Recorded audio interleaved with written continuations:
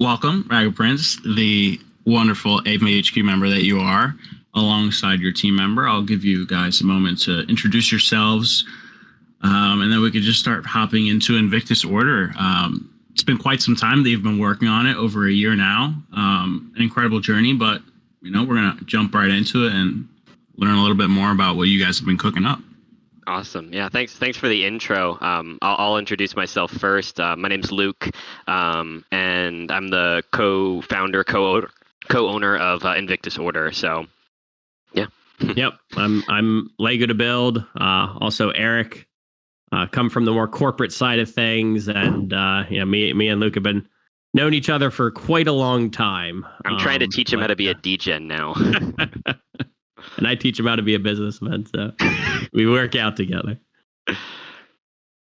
It's a good old yin and yang. Yeah, that's right. Gotta love the balance. Yep. Well, yeah, we can just hop right into it. Tell us a little bit about Invictus Order. I know that if you were early on, we used to refer to it as Knights, but yeah, yep. Tell us a little bit about the shift that you did there. What it is that kind of brought you to work on this project. What are your ambitions behind it? And then we can start, diving into the deeper details, like the soulbound token Allowlist process that you guys have been curating, and a little bit more about dynamic royalties. But again, we'll get into that a little bit later. But yeah, we could just start off with, a brief overview. Yeah, so this all kind of started a little over a year ago now, early January of 2022. And, we had kind of came together, a group of us friends who, had all known each other through a small indie game called Spiral Knights. It's an MMORPG game, kind of, reminiscent of like Zelda. And we'd all known each other through that game for a long time. And, our goal was to, launch an NFT project, raise some funding, and then use that funding to, in some official capacity, either work with the current owners of that game to continue the development of Spiral Knights, or, to acquire the game outright and continue the development of Spiral Knights. And, that was the original goal. And, we went down that road with the current owners, Grey Havens, and it turns out that buying a game is kind of difficult, and so we came to them, and they kind of said, just not at this time. We're not looking to do that right now. Maybe in the future. They kind of threw their hands up in the air, but not at this time. So we kind of pivoted and we said, how can we still go about doing this project and still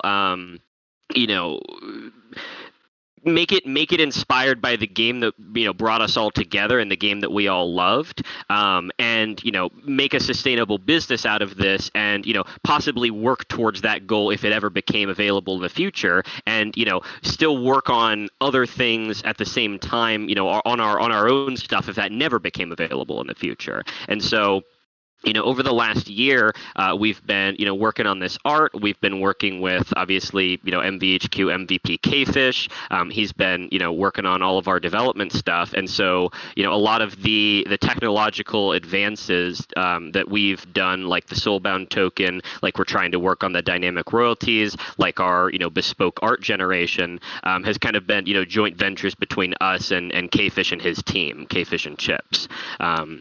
And so, going forward, today, tomorrow after the mint, and, next 6 months, a year beyond, we're kind of working on, what technological advances, what systems can we bring to the NFT space to just make the space better as a whole? How can we put, actual tangible systems in place to promote transparency, accountability, responsibility among within an industry that has very little of that? It's still the wild, wild west. And we want to kind of take, Eric's, corporate professional experience and, our, desire to innovate within the space and just push everything forward, make everything a little bit more professional, make it less of the wild, wild west, while, at the same time making a sustainable business for us, hopefully, giving some utility to our holders along the way, and then, ultimately leading to those longer term goals. Wow. I'm just taken aback. just like even the intention behind this, like just as you started, right? Like going back to something that you loved so much and it brought you together with your friends. You kind of sound like my childhood hero, right? Like how many times have we all thought like, I would love to go back to this game and buy it out and just make a new one if I become a millionaire, right? Like I feel like everybody's had that thought, and you guys are kind of like doing that right now, and that's absolutely incredible. That's exactly where it started. Eric had messaged me one day, and it was literally just, I have a crazy idea, and I was like, maybe this is possible. And it's not been an easy. I mean, there's pivots along the way at every point, but I think it's the determination and the team that, I mean, every day we look at this art and we're going through it, and for whatever reason it is, we never get tired of looking at this art, which is like the funny part about it. Like we've been looking at this art for over a year now, and every time we look at it, like, man, it looks really good, and props to our artist. I mean, she's absolutely amazing. She's put her blood, sweat, and tears into this artwork, and you can really feel it when you look at it, and just being able to have the technology come together with the artwork and everything. It's been quite a journey, and then it's also interesting to see like, how can this help improve the space as a whole while like the sustainability part of it is still in place. And I think that's what a lot of projects often have trouble with, is kind of like the sustainment and where you go from here and what's the long-term vision. And so it's kind of getting those stepping stones in process where, your end utilities and products are prototypes of what you hope to deliver one day, which is kind of what we're hoping to do here, is create this, functional piece that gets optimized as we go down this path. And, one day can kind of tie it all back together and, engage other like Web2 companies and everything, where it can kind of help pull this together. Obviously, that's very, very long term, but it takes one step at a time to get there. Yeah, I mean, it doesn't necessarily have to tie into you guys developing the game yourself, or even outright buying the rights to Spiral Knights, for example. Oh, no, maybe maybe it might lead to a partnership down the road where indie game studio wants to pick this up, right? And you can work with them closely. That's exactly where we kind of see it going. Yeah. Got it. Okay. It's laying down the foundation and a proof of concept, where then we can, we don't necessarily want to have to be the game studio, but we can be the partner to the game studio, almost like Steam is to games that are listed on there. It's like we want to help build some of the utilities and tools that can help them understand this space, because right now the whole gaming aspect is like they kind of push back, and it's out of not understanding it enough. And so I believe that what we're trying to do is address kind of the approach and the education, and have that tangible model that we can show them and walk them through and say, does this make sense? Does it not? And kind of see how that goes out. So.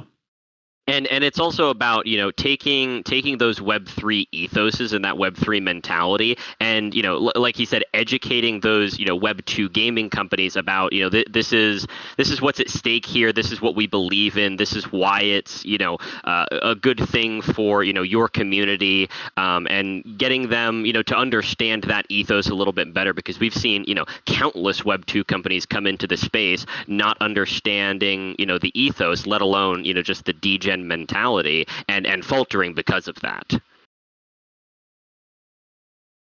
Yeah, you often see the shift towards a couple different things, right?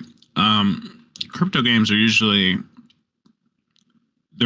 driven by monetary incentives, right?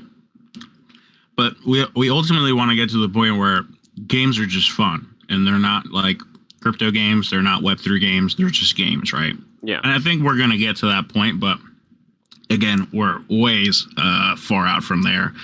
So what are some of the ideas that you guys have in terms of building the IP and, further developing what you guys have in store, right? Like, I know that we're working on the foundation at the current moment, but what is something that you guys see yourself doing post mint, right?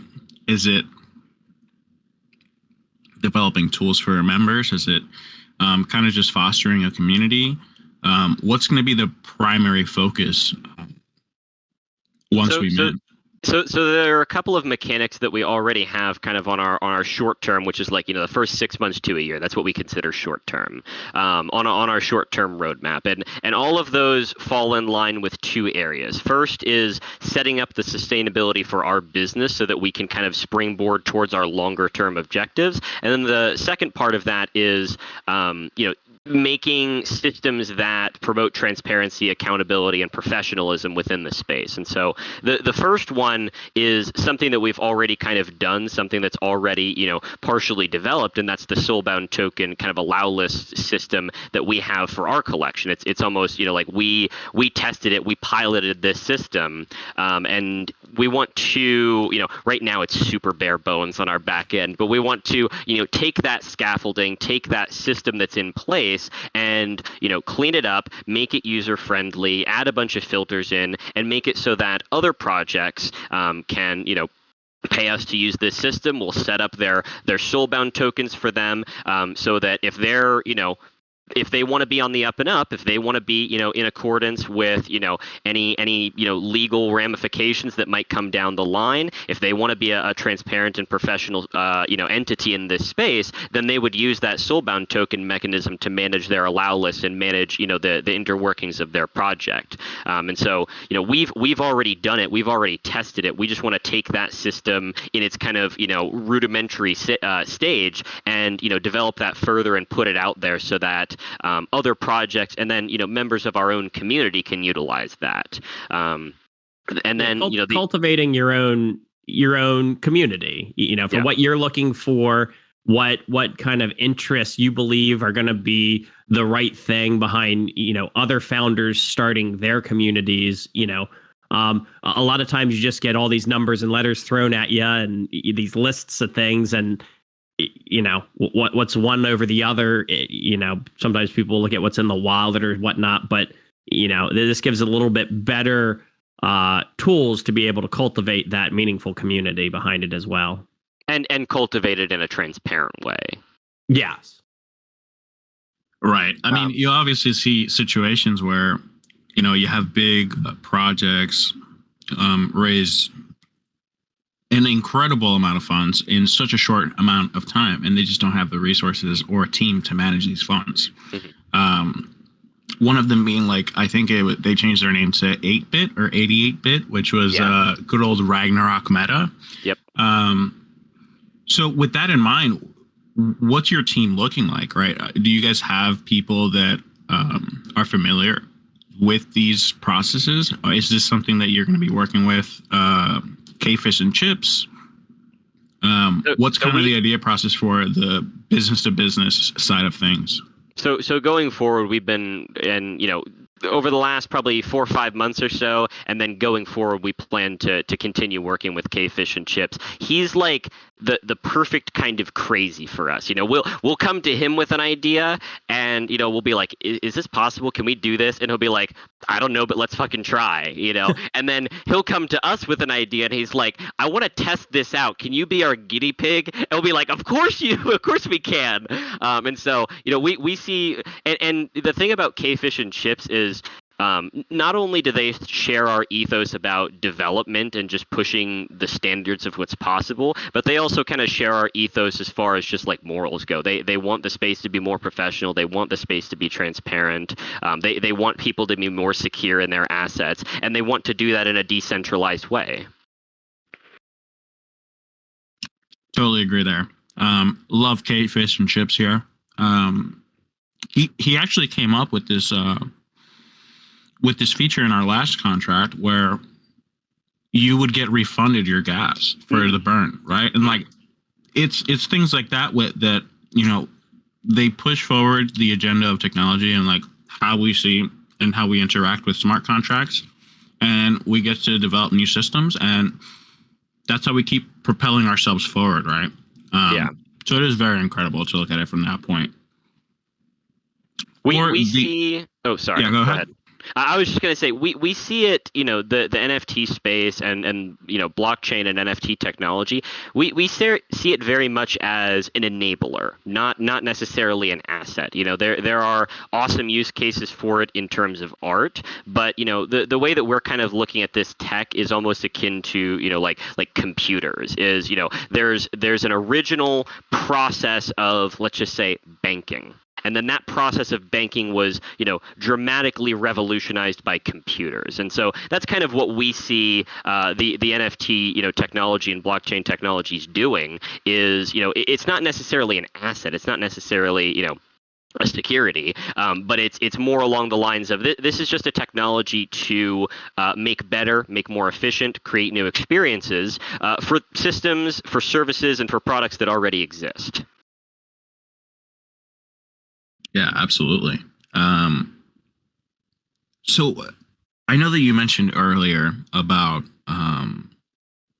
how you're implementing the soulbound tokens into these systems. I want to get into dynamic royalties. I know you mentioned it shortly to me previously, but if you could just elaborate on like what you guys have planned there and how that ties into the whole overlaying parts that you're working on. So the dynamic royalties were something that we wanted to. It was something that we wanted to incorporate on the collection right off the bat, and it proved to be more difficult than we had anticipated. And the original concept for that kind of came, I don't know, maybe 8-9 months ago when all of that FUD around Azukis came out with Zagabond. And I was seeing how all of that was happening, and I saw how even when people were dumping their Azukis based on a serial rug puller getting outed, and the floor price was cratering, Azuki was still making millions of dollars based on that volume, and I was just like, that just doesn't feel right to me, and so that original concept was based on volume-based royalties was where the original thought was. And so it was like, if there's a ton of trading happening, if there's high volume, then the percentage that the project takes in royalties would decrease dynamically with that volume. And then, on the other side of things, if it had, less volume, the royalties would, go back up and obviously be capped at a certain point. And as we've continued to explore that idea, we realized that we needed what's called an oracle, and it basically takes information from off-chain and says, we have this algorithm on our side of things that calculates, exactly what this royalty should be, and then communicates it to the contract. And so at this point, it's not just volume with the dynamic royalties. We're thinking about it in terms of volume. We're thinking about it in terms of floor price, and then volume and floor price relative to the rest of the market. And so the idea behind it is for projects that are absolutely popping. They'll still be able to benefit from it because they're absolutely popping. If you're getting a ton of volume, it's not going to matter, what percentage of royalties that you're taking, because you're, just getting a ton of volume anyways. And, that volume gets perpetuated by the lower royalties. And then for a project that doesn't get a lot of volume, if it, maybe a rugged project or just people aren't interested in it anymore, and so that project has lower volume relative to the market, they would get lower royalties because they're just not around anymore. And then incorporating the floor price as well is, as the floor price increases, the percentage in royalties that you take would decrease. And so it was all kind of from a standpoint of transparency, accountability, and again just that level of like common decency. Interesting. So how would these royalties be enforced? Would it be through smart contracts? Yeah. So it'll be through an oracle. Enforced is a funny word. So as far as the marketplaces are concerned, the marketplaces determine whether or not people pay royalties on their platform. Obviously, it's not a thing that you can enforce on the contract side of things. It's not something that we can control. What we can do is, through an oracle, through this algorithm, we can communicate and say, this is the royalty that they should be paying. Whether or not the marketplace honors that royalty is another question. But yes, we can, put it into the contract through an oracle to say, okay, volume is this much, floor price is this much, it's, relative to the market this much. And so instead of 5% royalties, maybe they should only pay 2.9% royalties. Got it. So when let's say a team wants to use this system, or they want to go to you to set this up, would you guys be taking a commission off of building the contract and like a percentage of royalties, or is this more something that would be like a one-off cost, and they basically work on like a la carte basis? I think that there is a balance between, our needs as a business and then our desires to make the space better. Obviously, we don't want to gatekeep anyone from it, but we also don't want to just give it away for free, So I don't think we have, those exact, dynamics yet of how that, would be given to other collections if they wanted to incorporate something like that. And I think that, the sentiment that we had towards it is it would take away that component of the possible risk of their project being considered a security. So in the case of a lot of projects out there, they will make the announcements of announcements, and they'll do things to try to pump their floor and pump and create volume, artificial volume. And so we kind of saw those dynamic royalties as a way we put this standard in place, and they're not incentivized anymore to pump their volume because they're getting less money for that. And so it's a way to not only make those collections feel safer in a legal capacity, but make their holders trust them a little bit more and feel more confident with them. Yeah, I really like the idea of transparency behind this, right? Because we don't see a lot of it from a lot of teams that should be giving it, right? So it is definitely a good direction to go. And yeah, my questions behind the compensation part of it is just an idea of like, I'm trying to get a sense of like how that would benefit you guys, right? Because obviously this is a springboard, as you said, to propel the business forward. So yeah, it's great that you guys are thinking about it in all these different ways. I did want to say, I don't think we've dropped any pictures in office hours chat. So if you can, just drop a bit of the art that you guys have been working on so people can check it out as we talk through some things. But also, if you have that MVHQ background one, love to see that. Oh, yeah. Let me get it. For those of you dropping in questions and guest questions, definitely looking at them. Really appreciate it. If you guys have any questions, feel free to drop them in there. We'll get to them shortly. Okay, so we covered what you guys are working on from a long-term perspective. Your foundation that you're working on. I kind of want to shift the focus towards the mentors that and basically your community, and then go into the soulbound token Allowlist process. So, okay, let's say I'm minting on Tuesday, right? You're mint is Tuesday, correct? Yes. Okay, yeah. Mint is Tuesday. It's Tuesday. I'm minting. What am I to expect immediately, right? Is there a Discord community that I could tap into? Is it going to be more Twitter based? Or what are the initial thoughts when we come to mint day? So the Discord is already set up. The Twitter is already set up. You can, hop into our Discord now and chat with other members of the community. One of the things that we've been building out over the last couple of weeks is kind of the lore that's associated with the Invictus Order. And so we've begun to tell the story of, the Invictus Order and, the problems that they're facing and the mystery behind this mysterious artifact that we're calling the altar. They find this mysterious artifact, and it is, if you've minted the soulbound token, you'll see it's that mirror. And this mirror doesn't function like a typical mirror. Only some people can see their reflections in the mirror, and so the Invictus Order has been, studying this mirror, trying to figure out what it is, where it came from, why only some people can see their reflections in it, and in that process, they realized that this mirror is actually almost a portal to another mirror dimension, an alternate reality, if you will. But this alternate reality, it's just a little bit different than the reality that they're currently in. And so, without getting too much into the details of the story, they've been trying to discover what the mysteries of this mirror are, what the altar is, and what this alternate reality entail. And so you can kind of follow the story in there in the Discord, and we'll continue to kind of build out that story as time goes on. Awesome. Do you guys think that it will be?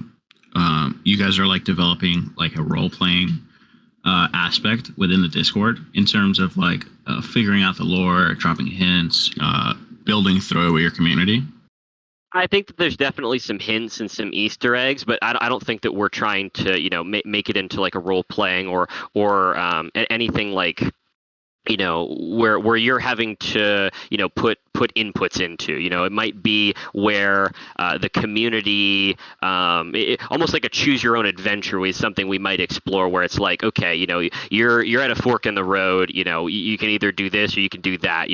Where does the community want to take the story, is something that we're wanting to explore in the future. Yeah. Funny you mentioned that. I just recently traveled to ETH Denver and got to meet a bunch of different teams coming up with all crazy kind of products. And one of them that really stuck out to me, because I just didn't think somebody would come up with it. It was like a Dungeons and Dragons powered by AI. So you could basically create a story and navigate through it as you talk to the bot, right?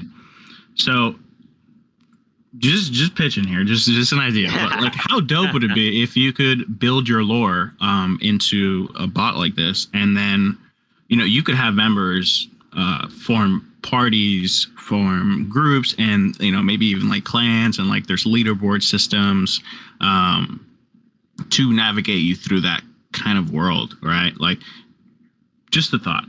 That would be dope, and I think that's a really like good use case of AI.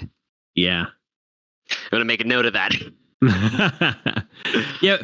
We wanted it to kind of be, as we're building out kind of the prototype system that leads to some of our long-term goals, we like having fun with it along the way. And so there's no better way to kind of cultivate the community and bring people together than to have, shared kind of experiences through storytelling. And so that's kind of what led us down that path of, come up with a story to kind of go along with the rollout, so people can feel some kind of connection as we're going through this space. And at the same time, subtly in the background, you're seeing these different neat things and utilities happen where you're like, oh, the tech people will be like, oh, wow, that's kind of neat. And then other people will be like, oh, wow, this thing works like this kind of thing. So, seeing the different pieces come together.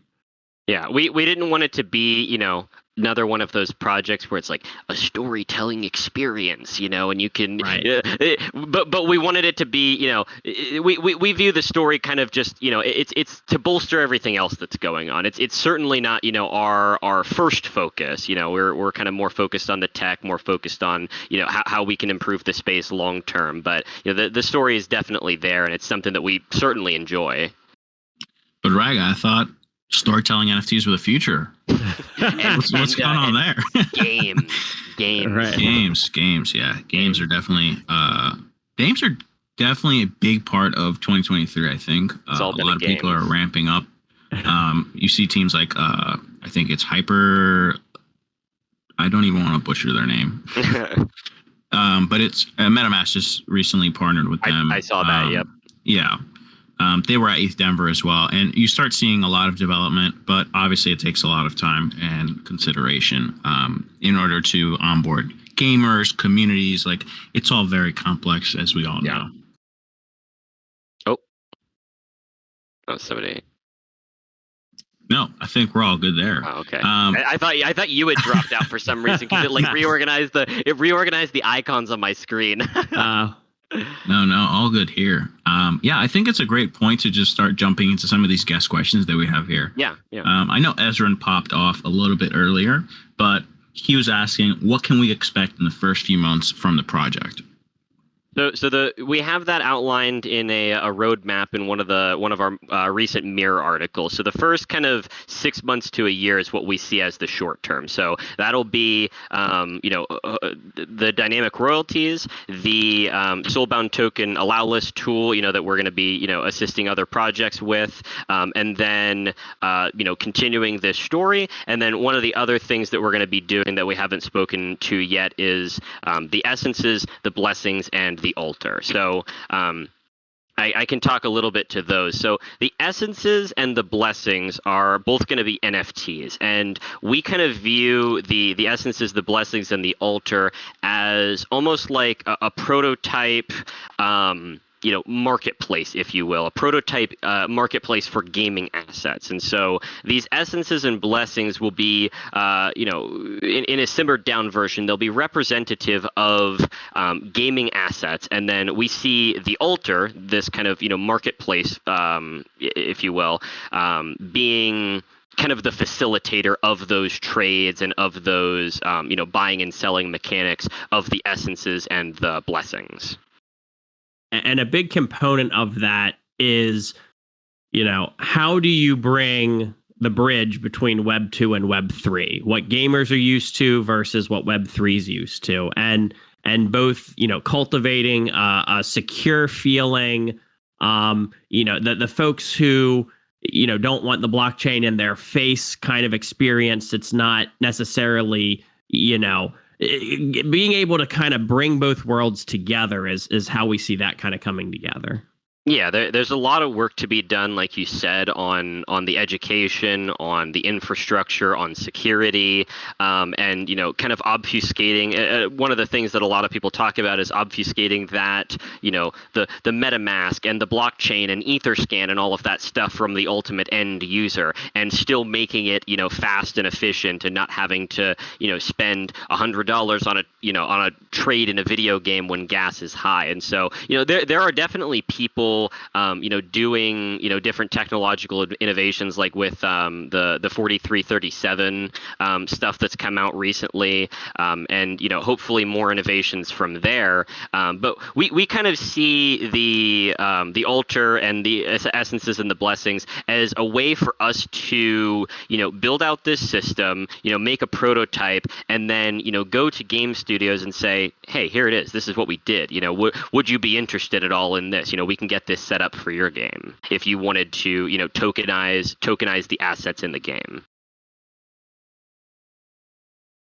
Yeah, wonderful breakdown there. I also went ahead and dropped the Mirror article in Office Hours chat for anyone that wanted to look a little further into it. We have another question by InfoGeek. It's two-part. Well, we have two questions. First one is, what is the projected return on investment for this venture? And how do you plan to achieve and scale that return over time? Are you able to share a little bit about that now? Or is that something that you guys are still kind of figuring out? Eric, do you want to talk to that a little bit? Yeah, I mean, we're trying to take a lot of stuff into consideration, both from, the community inputs of we're hearing, when, we released our price. And so we're trying to take, the different aspects of both the current market conditions as well as, what people's feedback are. And, we're really having a lot of internal discussions with the team and trying to come up with a total model that both makes sense for how we can move forward in the space and have a successful and sustainable method, while at the same time, meeting reality. Now, I'd certainly say that with how resourceful and dedicated our team is, that can certainly go a very long way in knowing that, when there's a drive to go get something figured out and get it done, that takes some of, the doubt out of some other spots.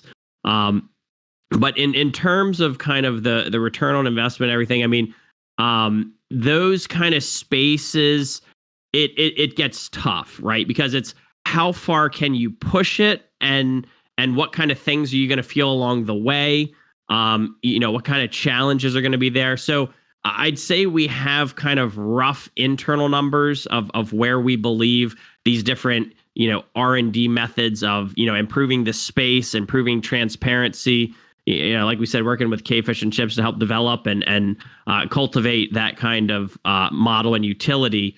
But a lot of it's going to be kind of learning as you go a little bit, and that just kind of is part of R&D. But that's also working within your means where, there's other avenues that can be explored to get additional resources and help in the space, in the future as we move forward with this.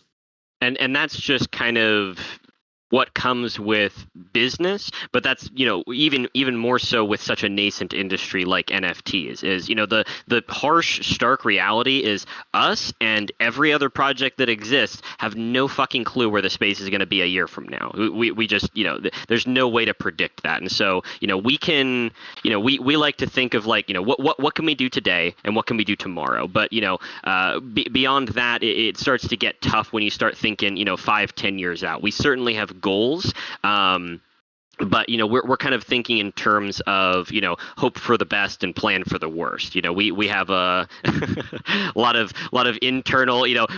Eric and I are both very much pessimists. Yeah, I hear that. It's something. I mean, there's nothing wrong with learning as you go.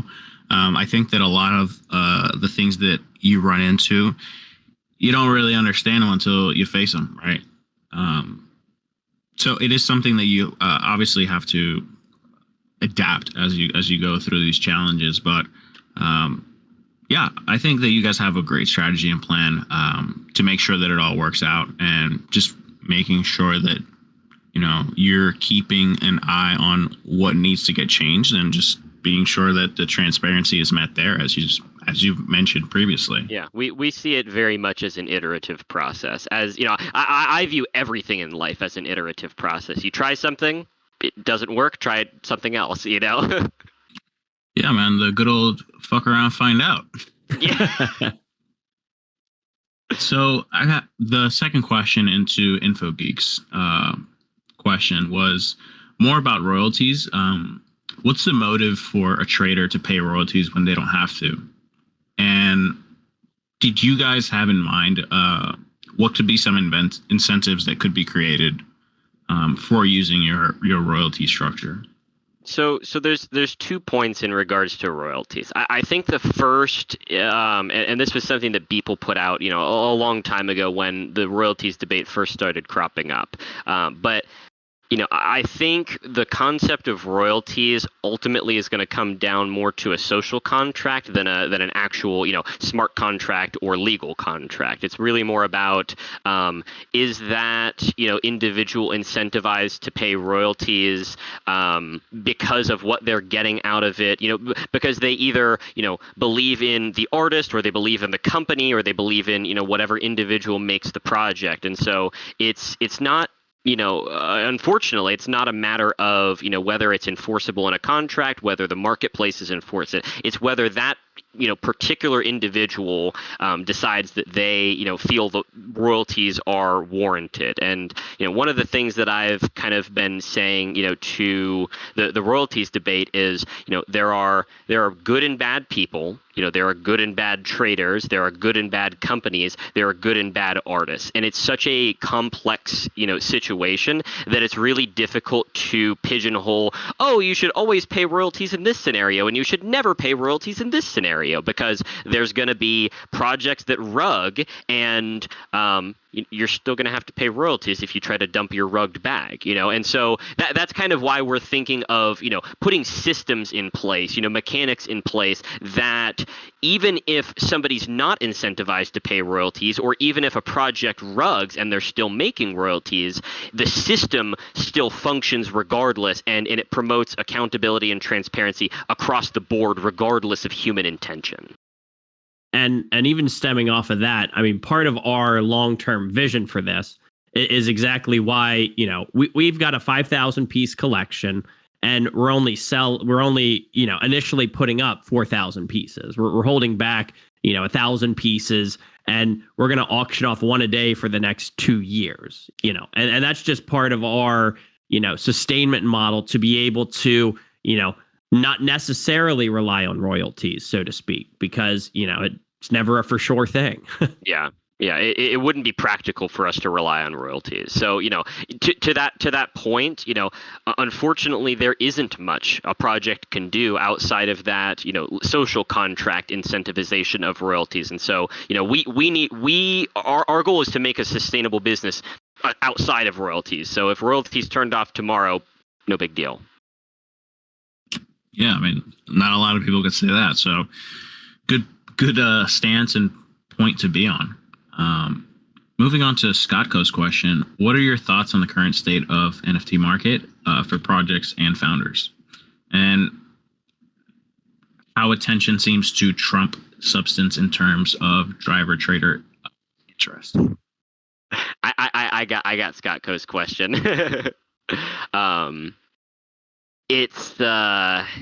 This is something that, if you've listened to me in voice chat before, if you've seen my messages or any of my articles, I'm pretty vocal about this kind of stuff, especially in regards to like the two projects that you named, Meme Land and DGods and stuff like that.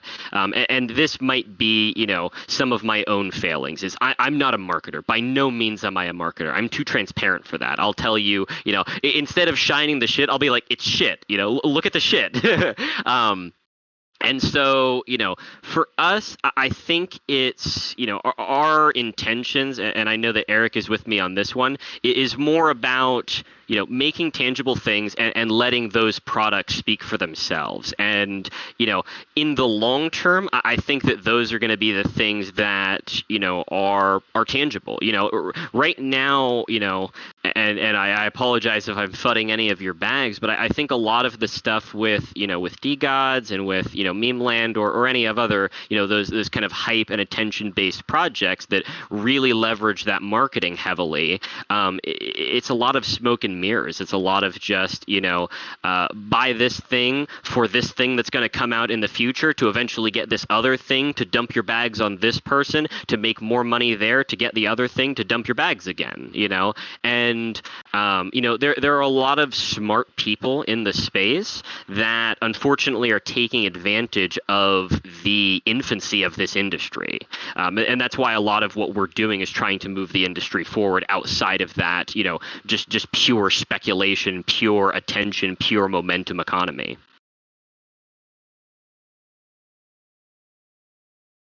Yeah. So how do I even phrase this, right? Like, if we don't have these large ecosystems, then I mean, there'd just be like so much volume that's not even being, it's not going to be partaken in the market. Yeah, you kind of need them. You know what I'm saying? Like, it's not like.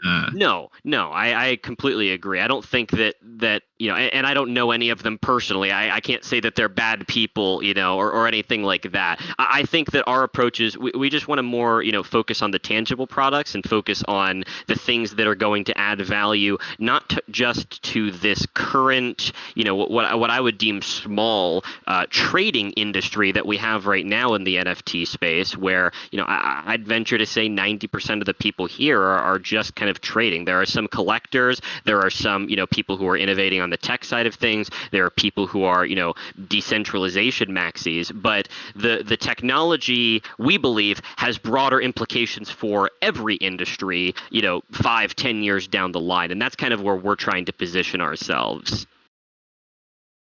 Got it. Okay. Yeah, I follow what you're saying. I was just thinking about it from the point of like, in order for us to have the 5-year plan, the even 1-year plan, who knows where we're going to be the next year. You got to have these ecosystems that are constantly building, whether you love them or hate them. Yeah. Just because of keeping attention and people, focused on everything that's going on. It is a good idea to also. No, go ahead. I was going to say that's one of the things that we've kind of discussed a lot is that balance between short term and long term. We don't view it as exclusively long term or exclusively short term. It's what Jim Collins would call the genius of the and. You need both in equal proportions. You need some of that short term hype and marketing and demand, but you also need that focus on long term. Yeah, and I think that most of these ecosystems tend to just paint towards a bigger picture, whether they're working on a longer term game, which unfortunately for some, it's just like a long term rug where you don't see, I mean, it's just the truth. Like you just don't see these games being developed because obviously they just take time. Yeah, and that was the road that they decided to take. And I think part of that is, being in somewhat of a cadence to communications with your community, be it good or bad, whatever you're currently facing and going through, being transparent and clear with them. And what's your mitigation plan? How are you going to come through this again? What pivots are you going to take? What things are you exploring? So I think a lot of times people kind of tend to go into their little, hermit shell and something bad's going on and I need to get out of this. And, that kind of turns into the long rug kind of thing versus like, hey, bring it up with your community. There could be someone there who all of a sudden's like, hey, what about this or something, and all of a sudden that sparks something for you. So I think having regular cadences with the community and really bolstering, and cultivating, innovative ideas is also something that can hopefully help to, mitigate some of that. Yeah, we want to feel accessible. We don't want it to feel like, this person's off in the sky and you don't get to talk to them because they're the founder of the NFT project, But like most times in our Discord right now, if someone needs something, we're like all over it. I mean, we're excited for this. We're keeping an eye on tickets. We want like 5-minute response times on the stuff. It's quite funny, but that's just how we are. We want it to. We would want it to run as if we were interacting with it, and you want it to be the best it can be. It's about trying to, as much as you can, Zeneca puts it as doing the unscalable. So it's like having those one-on-one communications as much as you possibly can. Having these, like we're doing face cams right now, is having, that personability, seeing that, face on the other end. And it's not just, some profile picture off in the sky. It's, I'm an actual person. I have, goals and dreams and feelings, and I'm trying to take care of you and that kind of thing. So, I feel like we covered the third part of his question, right? But do you guys have any sort of strategy in terms of content that you guys are working on post-mint? Whether the approach is, lead to another drop or just really go heads down for what you guys are working on, which is the B2B part of things. It's just like Eric said. It's heads down, but with that communication cadence and with the the being accessible. You can ping me in the Discord and I'll respond within an hour or two, as long as I'm not like outside or something. And so that's kind of where we see it going. I think, me personally, I have a tendency for more long form content. And, we definitely need to get some people in there as far as marketing, as far as, the short term content or the short form content on Twitter and stuff. But, I don't see us going down the vein of, TikTok dances, promoting Invictus Order or something like that. Yeah. We definitely want to build out the team, but we want it to be the right team. Yeah. We've had several, marketing people come to us and, you hear it and it's almost like the used carsman sales pitch, but like even over embellished to the point that you want to vomit, and so we want the right team that when any other person on the other end interacts with them, you feel like it's someone you can kind of relate to. That's how we want our team to feel. We don't want it to feel like it's like a robot that's like, you need to do this or something. So it's being specific and high quality, and it's got to be the right folks. Yeah, I hear you there. GoTex has a question on if you're planning to hire any game dev specialist to build the studio and maybe work with those kinds of partnerships, or if you plan to outsource game development entirely. I think, our tendency would be to have somebody internally, and like we said, cultivate that team and make sure that they have the same ideals as us. But yeah, if we ever got to the point that we would need a game dev, we would get a game dev. Yeah, and this maybe ties into another question I have to follow up with this. Do you guys have any specific positions that you're looking to onboard onto your team post-mint? We're coming up with a list of kind of all the holes we believe we have right now, and then in what capacity does it make sense to fill those post mint. And so certainly we're going to probably have a number of things that we're looking to fill, and different types of expertise we're going to be looking to bring on board as part of the team.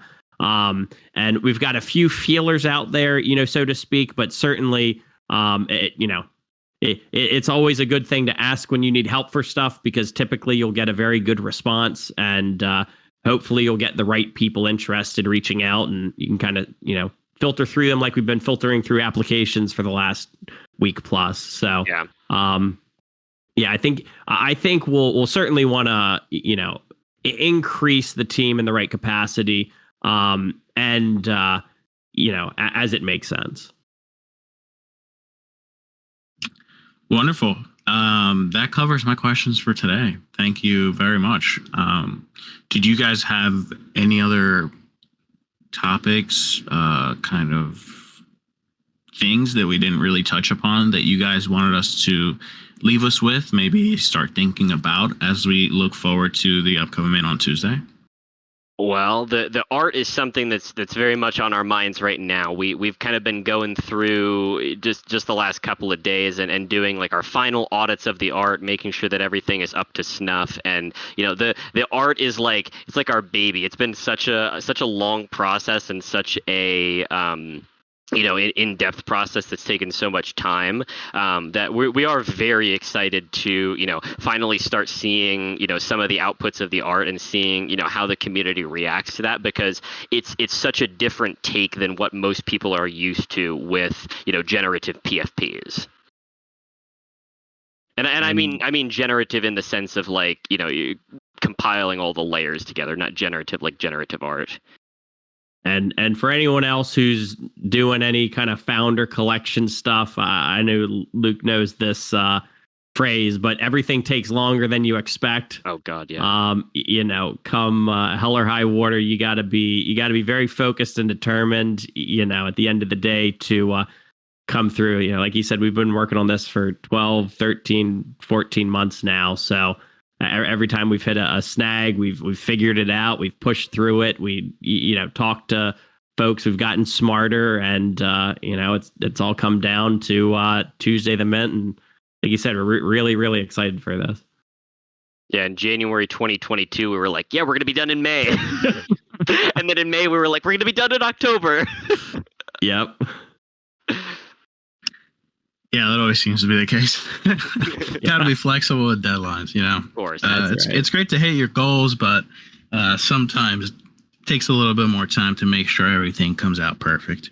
That's right. I had a wonderful time talking with you guys today. I just want to say thank you again for taking the time to chat with the MVHQ fam. Thank you, MVHQ peeps, for stopping by, listening into our chat today. And yeah, look forward to Mint on Tuesday. And yeah, if you have any questions, obviously Raga Prince is in Discord in our server. So just reach out to him if you have any questions in terms of the Allowlist process, what you would need to get sorted for Tuesday if you do have an Allowlist. And yeah, we'll just keep gearing up towards Tuesday. Yeah, please feel free to DM me. I'll hop down into VC if anyone has any questions they want to talk to me about. And then any of the people who asked questions today, if you guys are interested in a Allowlist spot, feel free to shoot me a DM and we can get you set up with that. Hey, you heard it here first. If you ask questions, DM him now. But all right, thank you all again. I'll catch you guys in VC1. Awesome. All Thanks, right, Bob. thank you so much. Of course. Peace. Bye. Bye.